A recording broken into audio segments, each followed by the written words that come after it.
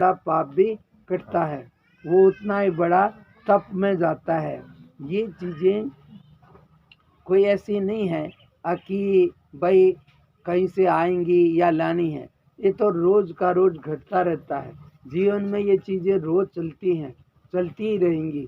लेकिन जिसको थोड़ा भगवान की शरण लेगा तो उसको भगवान कहते हैं मैं एक योग की बुद्धि देता हूँ, जिससे वो हर एक चीज़ को समझ लेता है और उससे फिर वो धीरे धीरे सब चीज़ों से निकल के मेरी तरफ चल पड़ता है और एक समय मेरे तक पहुंच जाता है।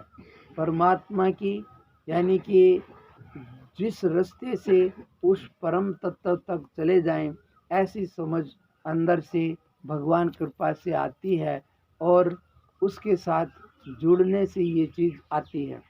इन सब चीज़ों में मैंने बहुत दिन से कुछ कुछ बातें बोलता हूँ। इन सब का यही है भाई, जो भी ये आपस में भगत हैं, एक साथ आते हैं, सारे काम भी करते हैं, फिर भी थोड़ा कोई बात हो जाए तो उसको लंबा मन में ना रखें, उसको वहीं के वहीं शांत कर दें और जहाँ रह रहे हैं वहाँ विवाद ना करें, राग द्वेष ना करें, तो समझो कि कुछ तुम्हारा भजन या परमात्मा के रास्ते में आना जाना सार्थक है। और उल्टा विरोध करके गए या बढ़ाया ही, तो इससे तो अच्छा है अपने घर में अकेला ही बैठ जाए, किसी की झंझट में ना पड़े, विरोध तो ना बढ़े। इससे ये चीज़ें जीवन में समझने की, भजन का मतलब ही है कि जहाँ भी रह रहे हो कलेश खत्म होना चाहिए, कम तो होना ही चाहिए, और उसके बाद अपने आप में थोड़ा जीवन पाने का यत्न होना चाहिए। बहुत सी चीज़ें, इन सब बातों के भी पीछे संसार में हम किसी किसी चीज़ों को मान लेते हैं और मानते मानते वे चीज़ें पक्की हो जाती हैं। इसके बावजूद भी कुछ चीज़ें ऐसी होती हैं कि जो अपनी जगह, अर्थात उनका अपना एक प्रभाव रहता ही है।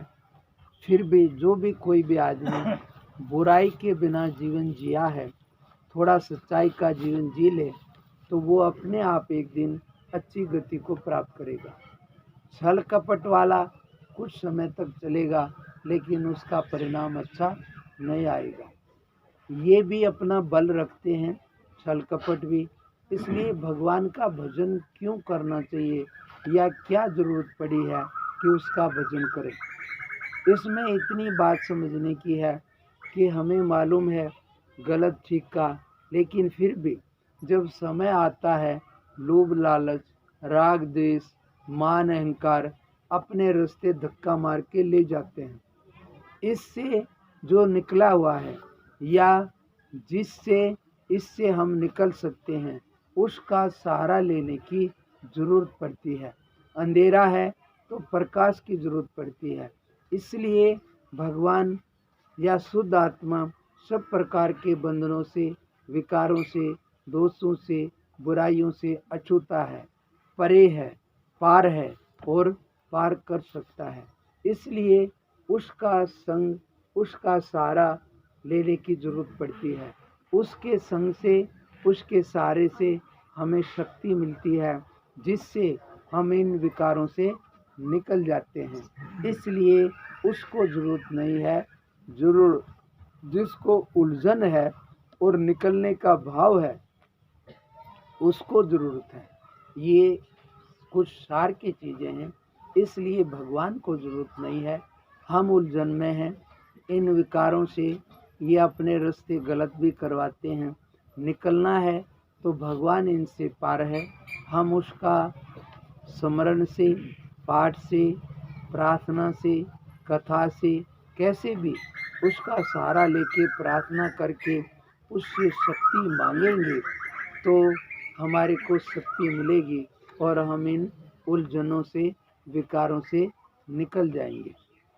ये बातें मैंने आपको बताई कि फिर भी हम सभी जानते हैं अब ऐसा करना चाहिए और ऐसा नहीं करना चाहिए, फिर भी उल्टा हो जाता है। क्यों हो जाता है? हमारे अंदर ज्ञान तो है लेकिन शक्ति की कमी है। इसलिए शक्ति उस जिसके पास शक्ति है उससे जुड़ने से मिलेगी। इसलिए उससे जुड़ के शक्ति प्राप्त करो, जिससे इन विकारों से निकल जाओ।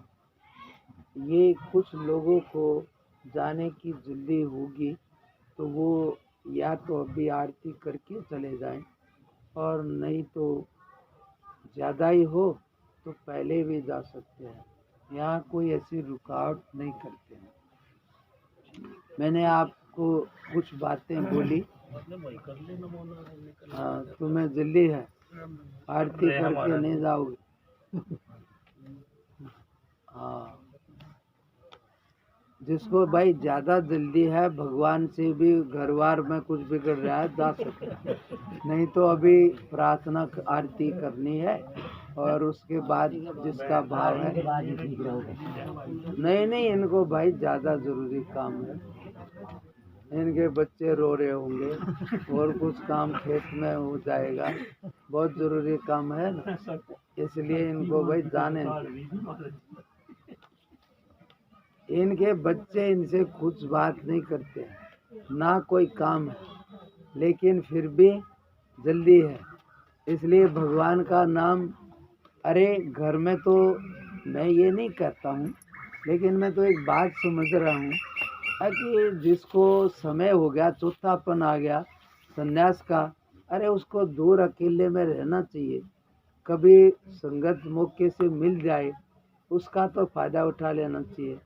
लेकिन आदमी जितना इधर होता है उतना ज़्यादा संसार में घुसता है। वो घर बार सब वहीं मिलेगा, मौत आएगी तो कोई चीज़ साथ नहीं जाएगी। लेकिन ये जो धर्म की कमाई है, भगवान का संग है, ये हर एक जगह साथ देने वाला है। आपको लगे तो इसको करना, नहीं लगे तो नहीं करना।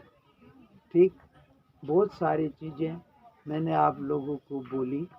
इन सब में क्या निकलता है कि कहीं भी रहो, ये विकार हैं, राग है, द्वेष है, ये पीछा नहीं छोड़ते हैं।